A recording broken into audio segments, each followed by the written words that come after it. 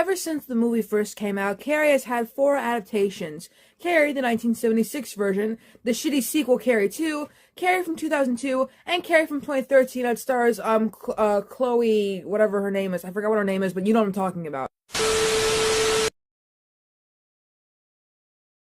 Not only that, but Riverdale references the musical in their TV special episode. No, it's a TV special. Riverdale Night to Remember reference is based on Carrie the musical. It's the second season episode titled Chapter 31 A Night to Remember, and it also makes references to the 1976 film specifically. And also, Roberto Aguirre Sacasa just likes musicals, like he's been in the musical industry, so him doing an episode of Carrie and Riverdale was bound to happen. I mean, he could have done it in Chilling Adventures of Sabrina because they've had musical episodes, but I guess it made more sense to do it in Riverdale, but I don't fucking know. Apparently, the 2002 film was gonna get a TV follow-up series, but it was canceled by NBC due to the low ratings of the 2002 film. In December of 2019, Collider reported a new adaptation, like a miniseries for Carrie, in development at FX and MGM Television. Then, in October of this year, Amazon MGM Studios announced they're developing a series adaptation of the novel with Mike Flanagan, American filmmaker. Flanagan had previously written and directed previous other Stephen King adaptations like Dr. Sleep, Gerald's Game, and The Life of Chuck. So I don't know when they're gonna make this, but like hopefully it'll be good. But that's not why we're here today. You already heard me mention the Carrie musical. Did you even know there was a Carrie musical? I always knew it was on and off for me when it came to the Carrie musical. Like, I knew about it and then I forgot about it, but I know about it again, and well, here we are. There is, of course, already a video about Carrie the musical from Wait in the Wings, so if my video isn't that good, I just recommend watching that instead. But yeah, I just say let's get into it.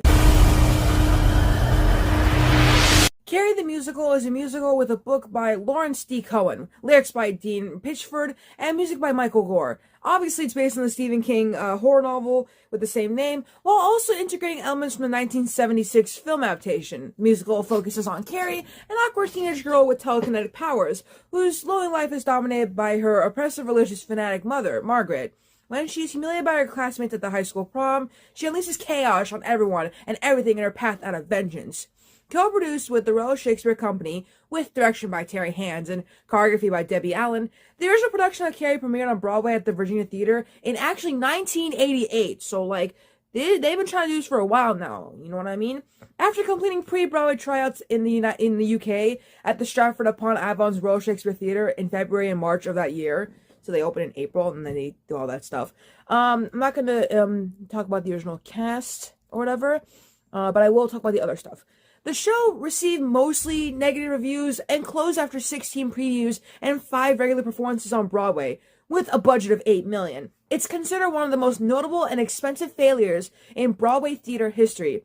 Its reputation, the story behind its difficult production, and its limited run created a passionate response from fans, with the show gaining a cult following. A 1991 book written by Ken Mandelbaum, which chronicled the history of flop Broadway musicals, was partially entitled Not Since Carrie, and a 2021 podcast and a subsequent 2023 book, Out for Blood, documented its creation and development. An off-Broadway revival premiered in 2012 at the Lucille Lortel Theater, with the book and score almost completely revised by Cohen, Pitchford, and Gore. The revival received better reviews than the original production, and it became the official version of the show, and opened the rights for licensing the following year. And like I mentioned before, a musical episode of Riverdale centered around the musical and using the revival versions of this song aired on the CW in 2018. Our Father who art in heaven, hallowed be thy name. You're probably wondering exactly why I split the 1980 production and the 2012 production, like, separately. It's because they both open differently, so it would have been confusing if I read them both at the same time, because both of them don't open the same way. An example being that Act 1 in the 88 version opens in a high school gym, while Act 1 in the 2012 version opens with Sue Snell, a haunted witness and a tour guide to our story, struggling to recount the incidents leading up to the tragic night of May 28th, which is the prom. Anyways, Opening in a high school gym, Miss Gardner is leading her girls' gym class in a strenuous workout, the song In. After class, the girls head to the locker room and have fun teasing a less attractive plump girl named Carrie White. The girls start the shower while talking about boys and their plans for the upcoming prom. The song Dream On starts playing. Carrie has her first period in the shower and, not understanding what is happening, thinks she is bleeding to death. The other girls taunt her mercilessly until Miss Gardner hears the commotion and slaps Carrie to end the frenzy, causing her to break a light bulb overhead with her telekinetic powers. The girls look on with amazed curiosity and pitiful disregard. Miss Gardner sends the girls away and explains menstruation to Carrie. On the way out of the gym, Sue and Chris talk about what just happened in the locker room. Sue is already feeling remorseful for her part in the incident, but Chris calls Carrie Scary White. Carrie is hurt by their name-calling and teasing, but dreams of being vindicated and gaining respect from her peers, which is when the song Carrie starts playing. Carrie's mother, Margaret, is praying, the song Open Your Heart, but that starts playing, when Carrie comes home. Carrie joins her mother in prayer for a few minutes and then explains what happened in the locker room. Margaret tells Carrie in a twisted display of her corrupted religious psyche that the blood is a sign of her sin and the materialization of her mysterious power, and Eve was weak, and forces her into the cellar to pray for forgiveness. That night, many of the high school students are at the drive-in theater, including Sue and her boyfriend Tommy, and Chris and her boyfriend Billy. Sue tells Tommy that she is still upset about what she and the other girls did to Carrie in the locker room, while Chris complains about Carrie to Billy in the song Don't Waste the Moon. While the other teenagers are at the drive-in, Carrie and Margaret are home praying. Evening prayers place. Margaret prays for the strength to help her daughter, while Carrie, depressed, questions God's love for her. Margaret apologizes for hurting Carrie and assures her that she loves her unconditionally. Yeah, right. At school the following day, Miss Gardner tells the girls they must all apologize to Carrie. Sue and the other girls comply, but Chris refuses because Chris is a bitch. Anyways, upset, Miss Gardner tells Chris that she will not be allowed to go to the prom, and Chris vows revenge. Miss Gardner encourages Carrie to dream about her Prince Charming in the song Unsuspecting Hearts. Still upset over the way Carrie has been treated, Sue asks Tommy to take Carrie to the prom instead of her in the song Do Me a Favor, and he reluctantly agrees. At the same time, Chris asks Billy to help her get revenge on Carrie. Tommy surprises Carrie by knocking on her door and asking her to go to prom. Though at first she's confused and uneasy, she eventually agrees to go with him. When she tells her mother the news in the song Invited, Margaret forbids her to go, insisting that all boys just want to take advantage of girls, including her own father in the song I Remember How Those Boys Could Dance, and the prom would be an occasion of sin. Carrie reveals her supernatural powers, telling her mother that she is determined to attend the prom and will not be stopped. And that is the end of Act 1. Act 2 opens at a pig farm while a storm rages. I think you all know where this is heading if you've read the book or watched the movie. This is where Billy and Chris and several of Chris's friends, Billy's friends. I don't know why I said Chris. Chris is the girl. Anyways, they get the blood, and Billy warns Chris to look inside herself and consider the consequences in the song Out for Blood. So I guess Billy had some doubt. At least he had a heart. Back at the high school, preparations are underway for prom night. Sue is confronted by girls who are upset that Carrie is going to the prom. Sue, having been abandoned by her friends, steps into Carrie's shoes. She believes she's doing the right thing, but realizes that doing the right thing isn't always easy. This is when she sings the song It Hurts to Be Strong. I'm mentioning these because the songs are different in the 2012 version, in case you were wondering. Getting ready for the prom, Carrie dreams about her date, and in a positive display of her special powers, she sends her dress, shoes, and hairbrush dancing through the air in the song I'm Not Alone. Margaret tries one more time to convince Carrie not to go to the prom in the song Carrie Reprised, but Carrie doesn't listen. She leaves her to town with Tommy, and alone, Margaret laments her past and plans to save Carrie from damnation the only way she can in the song When There's No Love.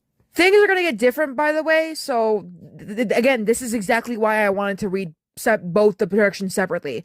Tommy and Carrie arrive to the prom in the song What a Night, and everyone is surprised at how beautiful Carrie is and begin to slowly accept her. Miss Gardner is there as a chaperone and talks to Carrie about how it feels to be in love in the song Unsuspecting Hearts, the reprise. Carrie is nervous about dancing with Tommy, but he finally convinces her to go out on the dance floor with him in the song Heaven. As the votes for prom king and queen are cast, Tommy, Carrie, Sue, Chris, Billy, Margaret, and Miss Gardner soliloquize about the events unfolding in a full cast seplet in the song Heaven Reprised. At the height of the night's rapture, Tommy and Carrie are declared king and queen of prom, and they are crowned, and the students applaud and sing the song Alma Mater. But of course, we know what happens, and Carrie sings the song Destruction as she closes the gym exits and kills everyone except for Sue. And after that, she exits the prom where she is met by her mother on the steps of the school. Margaret lures Carrie in and sings her to sleep in the song Carrie's Lullaby, or just Carrie Lullaby. But in a final display of her corruption and confused love, Margaret stabs her fatally, believing her daughter will be saved from God's wrath. Carrie retaliates by killing Margaret with her powers, expressing immediate remorse as her mother dies. Sue, the only survivor and the only witness to this final scene, goes to Carrie and comforts her as she dies. As the show comes to conclusion, Carrie reaches her hand out to the audience as the lights fade to black. Oh my god, oh my god, oh my god! Now we're into the 2012 version of the Carrie musical, and as I mentioned before, things are a lot more different than the 80s version. Sue, who I mentioned before is technically our main character, but not really since the musical is called Carrie, she recounts the incidents leading up to the tragic night of the prom. As she's questioned about the past, figures from her life in high school appear. Whatever the differences be, they, good girl Sue, her varsity athlete boyfriend Tommy Ross, her spoiled rotten best friend Chris Hargensen, Chris's troublemaker boyfriend Billy Nolan, or perennial misfit Carrie White, they were all wrestling with the same insecurities and united in their desire to belong in the song In. So I've already mentioned this part. This is kind of already the same. After gym class, Carrie gets her period and she's terrified about it and everyone's being mean to her. Chris is the one who mainly starts it. Sue does get in, but of course she feels bad about it, but whatever. Miss Gardner then comes in and, all the other stuff like I've already mentioned before. This is already the same. Miss Gardner and guidance counselor / English teacher Mr. Stevens send Carrie home for the rest of the day. But even as she leaves, her classmates' hurtful insults and name-calling ricochet in Carrie's mind until she cracks in fury in the song Carrie. Tommy and his pals discuss the upcoming senior prom as Billy roars in on his skateboard, clowning around. Carrie passes by and he jeeringly ridicules her. When she turns a fierce glance in his direction, he goes sprawling. Angry and embarrassed, Billy tries to blame his seeming humbleness on Carrie, but the guys just laugh. So I don't know why he would blame it on her, but I think her powers were kicking in that. I wouldn't know, though. At the White Bungalow, I don't know why they call it a bungalow. It's literally a house. Anyways, Carrie's mom, Margaret, is working at her sewing machine and sings along to her favorite evangelical radio program, Open Your Heart. When the still troubled Carrie arrives home, she reluctantly joins in the hymn. Carrie summons the courage to tell her mother about the day, and the realization that her child is now a woman throws Margaret into a God-fearing panic. When Carrie resists, Margaret locks her in a closet to beg for repentance in the song And Eve Was Weak. With her parents out of town, Chris throws a party at which she recounts to the kids the details of that day's incident with Carrie in the locker room. When Sue, confused and upset about her role in the hazing, protests that it wasn't funny, Chris perversely instructs her in the natural order of things, in the song called The World According to Chris. Upset by Chris's toxic message, she turns her back on her best friend and leaves with Tommy. Back at the White household, Carrie is still locked in her prayer closet, surrounded by religious icons. Margaret, meanwhile, pleads for her own divine guidance. As Carrie puzzles over this new sensation she's been feeling, she grows more agitated. Suddenly, a little figurine of Jesus levitates, leading Carrie to wonder if this strange power might possibly be coming from within her. Margaret releases her from the closet and tearfully apologizes for her actions, prompting Carrie to beg for forgiveness as well. The two find solace in each other's goodnight embrace in the song Evening Prayers. In English class, Mr. Stevens praises a poem that Tommy has wrote for the class and has asked him to recite his work in the song Dreamer in Disguise. When the teacher asks the unruly students for reactions, Carrie volunteers. Her heartfelt emotion only provokes other kids' mockery. And after class, Sue acts on Tommy's advice and tries to apologize to Carrie, but because poor Carrie has been through so much, she just explodes at her and storms off because she thought it was a trick, which... Poor Carrie. Shaken and shocked into awareness, Sue muses on their encounter in the song Once You See. Miss Gardner rebukes the girls for the reckless mistreatment of Carrie and demands that they apologize to her, or else they'll be sent to detention for 1 week. They all do, well, except for Chris, because again, she's a bitch, who instead hurls a vicious invective at Carrie, causing Miss Gardner to change Chris's charge from detention to suspension, thus kicking her out of prom. Frantic, Chris tries to rally the girls to join her in defying their teacher until Sue shouts at Chris to shut up and that everything does not revolve on her. Battle lines are drawn as the best friends are now enemies. When Miss Gardner apologizes to the sobbing Carrie for what just happened, Carrie surprises her by insisting that she's got to let Chris go to prom. Carrie points out that for girls like Chris, prom is like a dream. When pressed, Carrie admits that she herself is not going. Moved by Carrie's lack of self-esteem and her need for support, Miss Gardner assures her that things can change in the song Unsuspecting Hearts. Determined to do right by Carrie, Sue asks Tommy for help with a plan she's devised. Similarly, Chris, blaming Carrie for her humiliation, interrupts a makeout session with Billy to get his help for her plot for revenge in the song Do Me a Favor. Alone in the library, Carrie reads about telekinesis from a book. Concentrating intensely, she actually succeeds in moving chairs across the room without touching them, startling herself with this newfound power. In retrospect, the exploding light bulb in the shower and Billy's tumble from his skateboard start to make sense, like I mentioned that before. Nervous but honoring Sue's request, Tommy arrives at Carrie's front door and asks her to prom. Wary, she repeatedly refuses until Margaret calls her in for dinner. Worried that her mother will find her with Tommy, Carrie hurriedly accepts the offer to be his date. As he leaves, she calls out a joyous thank you as it begins to rain. While the storm outside intensifies, Carrie excitedly tells Margaret of her prom invitation, triggering Margaret's own tortured reverie. So they brought back the song, I Remember How Those Boys Could Dance. Some songs stay the same. When she orders Carrie to tell Tommy that she can't go, they battle, and as the rain starts to blow in, Margaret walks away to close the windows. I'll get them, Carrie shouts, and she uses her mind to slam them shut. Horrified by this display of power that she's certain is the work of the devil, Margaret cowers in fear as Carrie calmly finishes her dessert. And that is the end of Act 1. Which, honestly, that's pretty fucking baller, man. She just closes the windows with her mind and then just eats her dessert. I want to know what dessert it was. I hope it was like cake or something. Okay, Act 2 starts with preparations for the prom. So preparations for the prom and the news that Tommy's taking Carrie to prom preoccupy everyone at school, including Chris and Billy, who sneak into the gymnasium with a bucket of pig's blood. You already know this by now. Miss Gardner, suspicious of Sue's motives in having Tommy invite Carrie, warns them both that if they hurt Carrie in any way, they'll have to answer to her. Gosh, I wish it was like that in the books or the movies. This would have gotten all sorted out. Editing Amy cutting in here to say that I would regret saying that soon. You'll see when I regret saying that.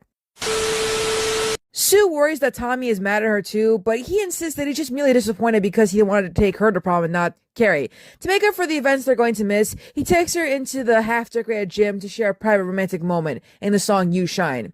And now, after that, it's finally prom night, and everyone is electric with nervous excitement. And Carrie, no less anxious, resolves to make the most of the evening in the song Why Not Me? Frantic with worry, Margaret tries to undermine Carrie's confidence in the song Stay Here Instead. Just then, Tommy arrives, and Carrie, looking ravishing in the gown she's made herself, departs with him. Alone, Margaret struggles with fundamentalist scriptures. She must be sacrificed. Thou shalt not suffer a witch to live. Her duty, however horrific and tragic, is clear in a song When There's No One. At the gym, the psyched kids show off their prom finery and pose for yearbook photos. Tommy enters with Carrie, and the crowd's reaction to her stunning transformation turns from initially hostile to unexpectedly welcoming in the song Prom Arrival.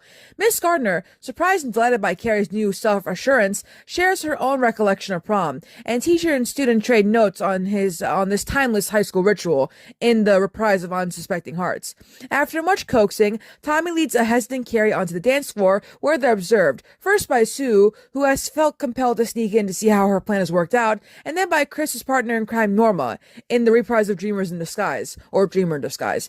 Chris and Billy, hidden high on the rafters above, prepare to unleash their prank, as Sue comes upon Norma switching real prom ballots for fake ones, arousing her suspicions in the song Prom Climax. Votes tabulated, Mr. Stevens and Miss Gardner announce Tommy and Carrie as the prom king and queen. While the assembled salute them with the song Alma Mater, like I said before, Sue spots the bucket dangling above the coordination area, confirming her worst suspicions. Frantic, she tries to warn Miss Gardner, but the teacher, who has been wary of Sue's motivations in foregoing her prom in favor of Carrie, pushes her out of the gym. Okay, never mind, I don't like her anymore. Chris cues Billy, who yanks the bucket and drenches Carrie in blood. As the prom-goer's stunned silence turns into derisive laughter, her unimaginable humiliation turns into fury and then madness. Lashing out with her power, she exacts a terrible revenge on friend and foe alike, killing everyone present in the song Destruction.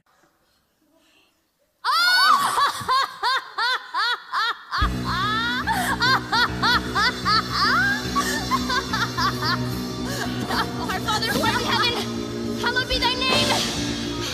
Oh my God, oh my God, oh my God! I will not cry, I'm okay. I try so hard to play their way. You should have told me! And God made Eve to bear the curse of blood! The curse of blood! His name is Tommy Ross, Mama, he'll have me home by midnight! And eagles jump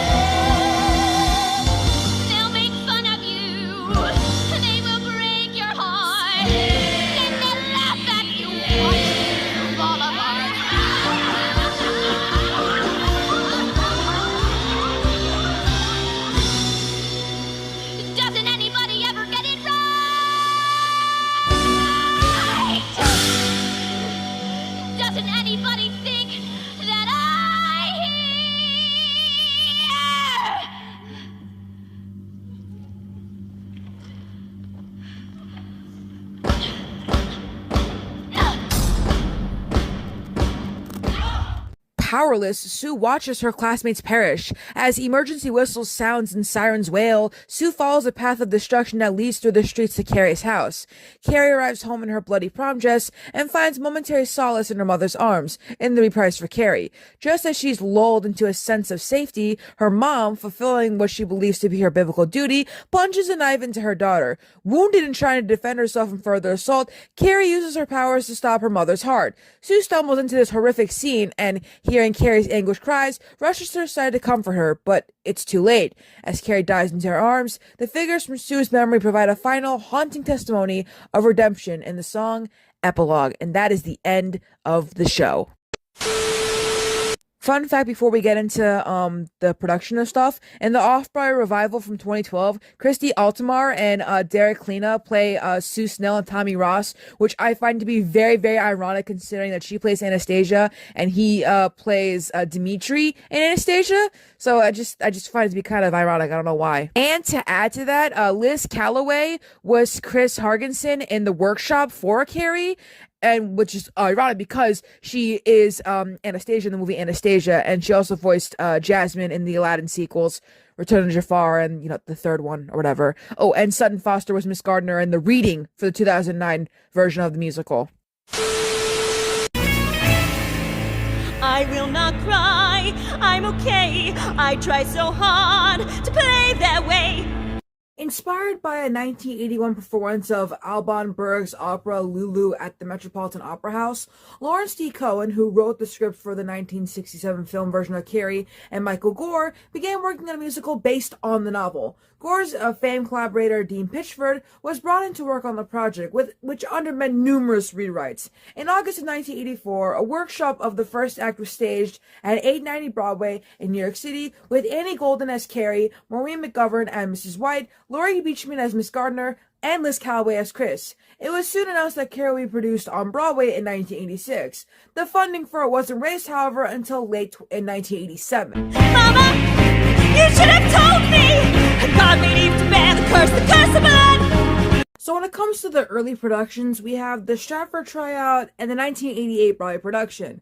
We will get into the 2012 revival soon, as well as the 2015 Off West End production and the LA production. But for now, we're talking about the Stratford tryout and the 1988 Broadway production. Those are the earliest productions we have. For the Stratford tryout, the show was produced by Friedrich Kurtz at the Royal Shakespeare and also the Royal Shakespeare Company. And it had its first 4-week run beginning on February 13th of 1988 at the Stratford upon Avon, England, where it received mixed reviews. Directed by Terry Hands and choreographed by Debbie Allen, the cast included Broadway veteran and cabaret singer Barbara Cook, Charlotte D'Ambroise, Jean Anthony Ray, Darlene Love, and Lindsay Hatley in her stage debut as Carrie. The massive, technically complex production, which was made with the help of designer Ralph Colati, featured pyrotechnics, lasers, automatic sensory, and a gigantic white staircase that would lower from the ceiling for the final scene of the show, with a completely automatic lighting rig underneath, which would lower for the final scene to make room for the staircase. The production was plagued with script and technical problems. The crew was unable to douse Hatley with fake blood without causing her microphone to malfunction. Rewrites continued following each show, and the program cited a song, Once I Loved a Boy, which had been rewritten and retitled When There's No One, prior to the first performance. Cook redesigned when she was nearly decapitated. Oh, she nearly resigned when she was nearly decapitated by an elaborate set piece, the White's living room, during Open Your Heart on opening night, but she was agreed to stay on until a replacement could be cast, which turned out to be the remainder of the show's Stratford run.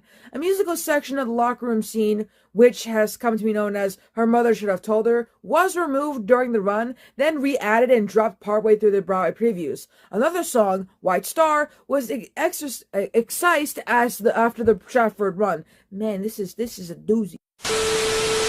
Now we're on to the 1988 Broadway production, when it transferred at the expense of $8 million. Hatley, who ultimately won a Theatre World Award, and other members of the UK cast remained with the show, but Cook was replaced by Betty Buckley, who had played the teacher Miss Collins in the 1976 film version of the movie, so that's actually kind of crazy. The show started previews on April 28th, so like a day before my birthday, great, at the Virginia Theatre. Where's the Virginia Theatre? Oh, it's the August Wilson Theater, so this is the second theater to get renamed to something. After the final song, boos were heard mixed with applause. Ken Mendelbaum is quoted by Woolman, McDermott, and Trask. Ken Mendelbaum writes of an audience divided during early previews, the curtain calls of which were greeted with a raucous mix of cheers and boos. However, in an instant, when Lindsay Hatley and Betty Buckley rose to take their bows, the entire theater turned to a standing ovation. According to the New York Times, the show had received standing ovations at some previews, as well as on opening night. When the show officially opened on May 12th, it was hampered by mostly negative reviews. The financial backers pulled their money out of the show, and it closed on May 15th after only just 6 previews and 5 performances, guaranteeing its place in history, Broadway history, as one of the most expensive disasters ever. According to the New York Times, the more than $7 million show was the most expensive quick flop in Broadway history. It is often anomalously reported that the show sold out every night. However, this is not true. For the week ending May 1st, 1988, the capacity was at 78% for the week ending May 8th, 1988. Capacity dipped to 74%, and finally, for the week ending May 15, 1988, the capacity was only at 62. The curse of blood! His name is Tommy Ross, Mama. He'll have me home by midnight. So for the revival in 2012, a reading was held on November 20th of 2009 in New York City. The score and books were revised by the original composers and writer, like basically all of the original people and the writer or whatever. The songs Dream On, It Hurts to Be Strong, Don't Waste the Moon, Heaven, I'm Not Alone, What a Night, and Out for Blood were removed and replaced with new songs. The reading was directed by Stafford Arima and starred Sutton Foster, Marion Mazzie, and Molly Ranson. In October of 2010, Carrie was confirmed to be produced off-Broadway at the Lucille Lortel Theater by MCC Theater. The director is Stafford Arima, with the original creators working on revisions of the show. From May 25th to June 7th, a developmental lab was held at MCC, directed by Arima and choreographed by Matt Williams. The initial cast for the revival was announced in May of 2011. From the reading held in 2009, Marion Mazzie starred as Margaret White and Molly Ranson as Carrie. Additional cast was announced on November 21st. And on August 1st, a benefit preview of the revival was presented at the Lucille Lortel Theater, titled Revisiting Carrie. The event gave a behind-the-scenes look at the upcoming production with Cohen, Gore, and Pitchford. Arima was also present as well. Throughout the evening, Mazzie, Ranson, and other cast members performed song selections from the show. An eagle's just another bird until he can spread his... So the main reason why I combined the off West End production and the LA production together is because the off West End production is like super short, and I just wanted to like detour into that, so makes sense. In early 2015, Paul Taylor Mills and Gary Lloyd announced that they were bringing the revamped Carrie to London's off-West End Theatre, the Southwark Playhouse, running for a limited season from 1 to 30th of May. Casting for this production included Evelyn Hoskins in the title role, Kim Criswell as Margaret White, Sarah McNicholas as Sue Snell,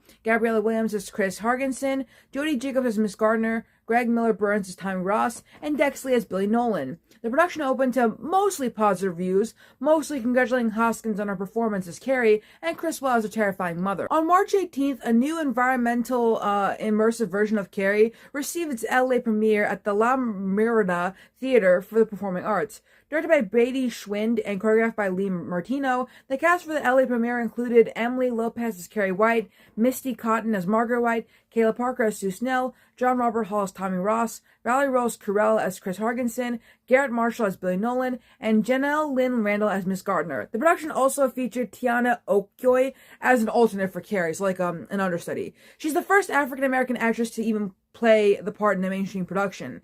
The immersive production featured a further revised book and score, and it was renamed Carrie the Killer Musical Experience. The lobby for the theater was decorated like a high school building, and the seating area was arranged like bleachers surrounding a school gym. For certain scenes, including the one where Carrie's bullied in the girls' locker room, the first few rows of audiences are swung into place, creating a boxed-in, intimate effect on the action. The production received largely positive reviews, especially for its cast and unique staging concept. Producers Jack W. Batman? He's Anyways, and Bruce Robert Harris planned future productions of the staging for additional cities nationwide and internationally.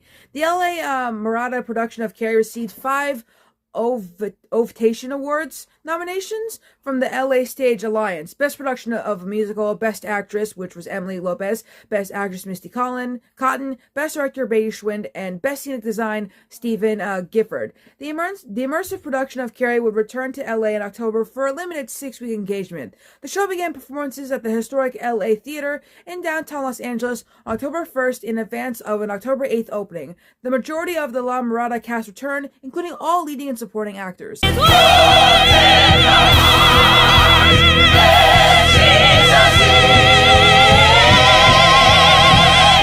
Now we're on to the legacy of this show.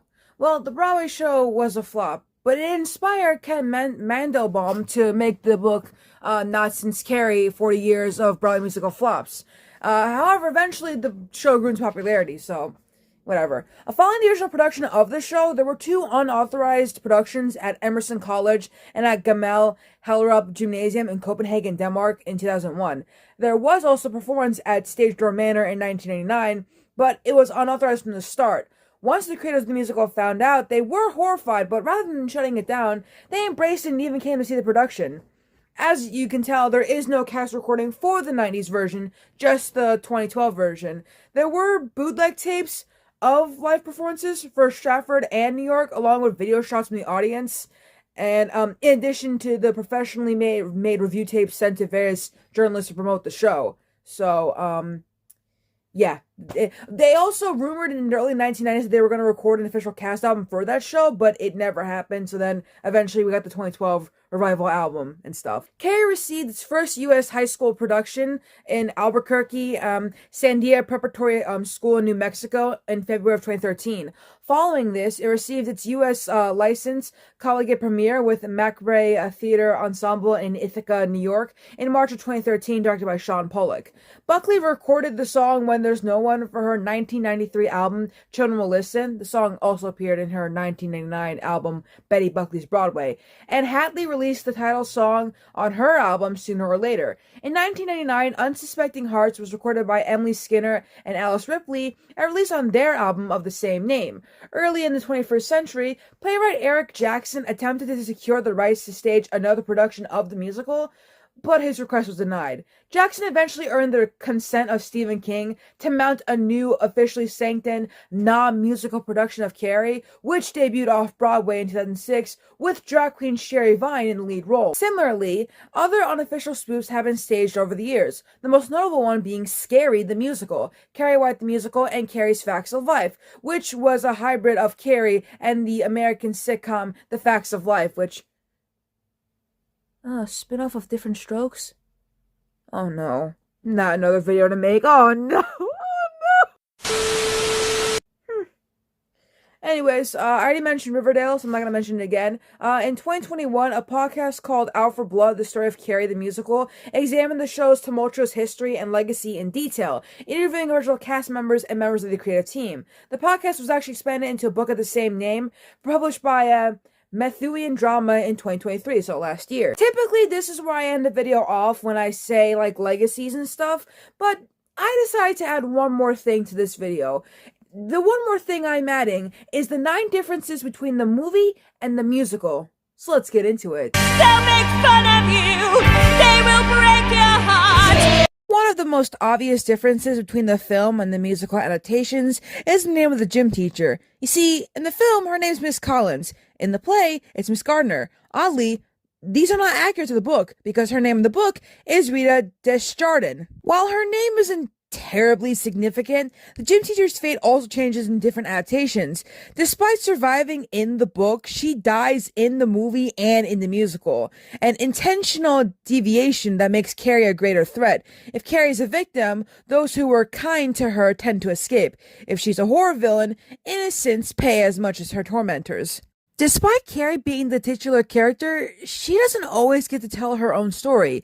In the film, the perspective stays on Carrie and her life until she dies, at which point it switches to Sue.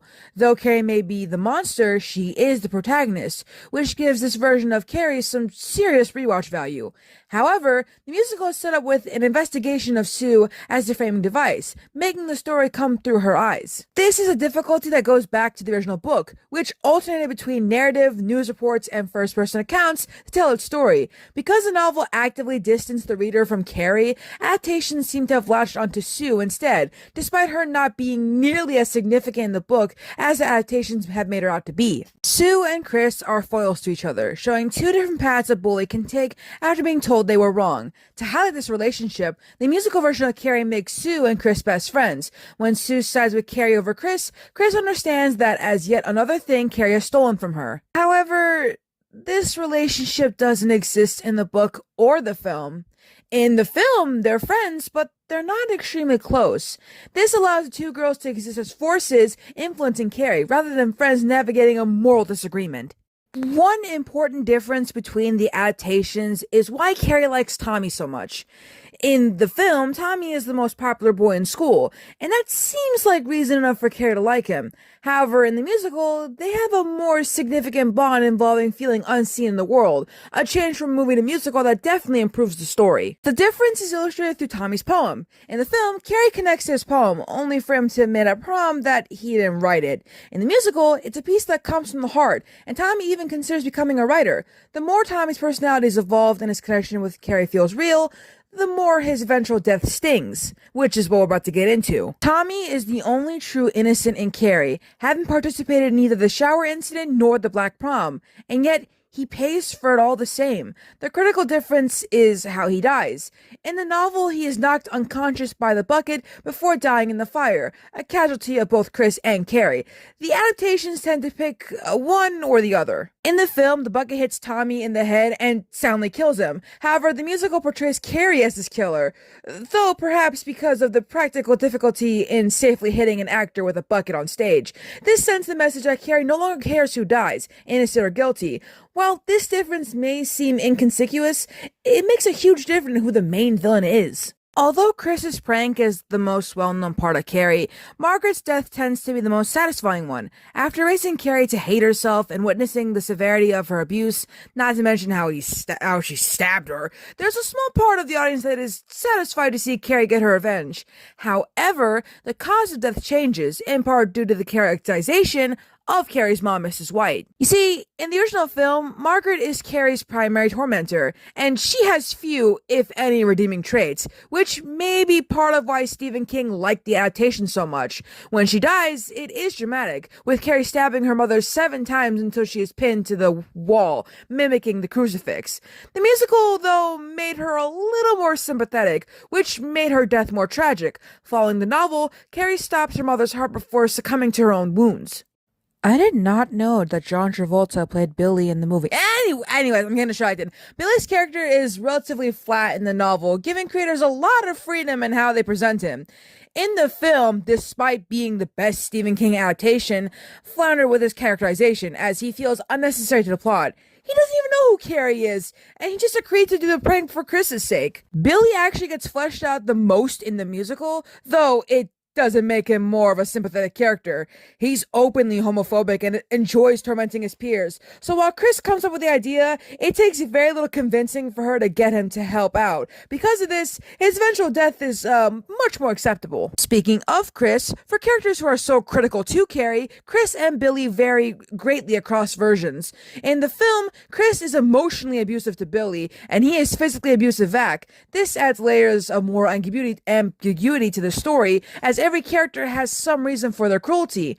In the musical, the abuse plotline is dropped, though this may have just been because it was unnecessary. It streamlines the narrative, showing Chris and Sue as the active figures, using their boyfriends to achieve their ends, thus making it a more cohesive story of a good girl and a bad girl whose actions determine Carrie's fate. To end things off, in the film, Billy and Chris left the gym before Carrie began her rampage. They then disappear until Carrie begins walking home, at which point Chris tries to run her over, only to have Carrie take control of the car, flinging it into a ditch and causing it to explode. This lines up with the book's version of events, so that's accurate, which is why it's the best adaptation. However, the musical had tighter practical restraints, needing Carrie's destruction to be contained to the prom. Because of that, Chris and Billy die alongside their peers in the gym. While some versions, like the 2015 London production, give Chris a spotlight death, there is nothing in the script that separates Chris and Billy from the other students. They're just representatives of the school's cruelty. And that's all there is to say about Carrie the musical.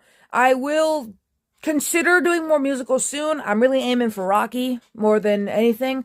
I remember once I wanted to do one about Buddy Holly, but I probably would have gotten flooded with Weezer memes, so I didn't do.